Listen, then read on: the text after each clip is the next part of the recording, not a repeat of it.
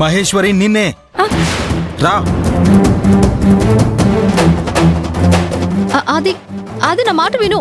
అది వద్దు. అది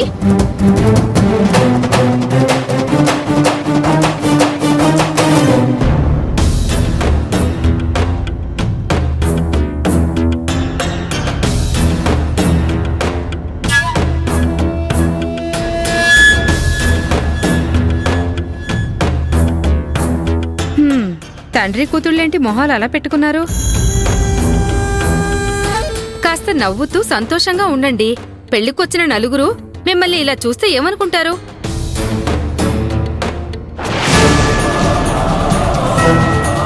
సంజు, నీ ఇష్టం వచ్చినట్టు ప్రవర్తిస్తే నేను చూస్తూ ఊరుకుంటాననుకోకు. పవిత్రని ఇంటి నుంచి వెళ్లిపోమనే హక్కు నీకెవరిచ్చారు? పెళ్లికి రావద్దని ఆర్డర్ చేసే అధికారం నీకెవరిచ్చారు?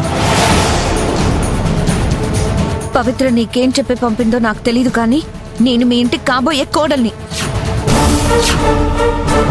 నాకు అధికారాలు హక్కులు ఉన్నాయి. ఆవిడ గారు నీకు చెప్పే ప్రతి దానికి నేను సమాధానం చెప్పాల్సిన అవసరం లేదు. తలతిక్క సమాధానాలు తప్ప అవసరమైన సమాధానాలు చెప్పవన్నమాట. ఆది, మీరిద్దరూ కాబోయే భార్యాభర్తలు.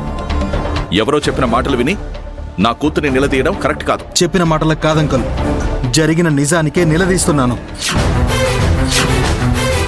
పవిత్రకి ఏమని వార్నింగ్ ఇచ్చిందో మీ కూతుర్ని అడగండి.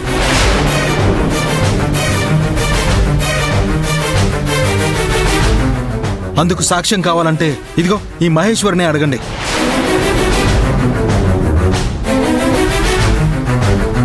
పని మనిషి సాక్ష్యాలు ఎవరో కల్పించి చెప్పే అబద్ధాలు తప్ప నువ్వు నన్ను నమ్మవా?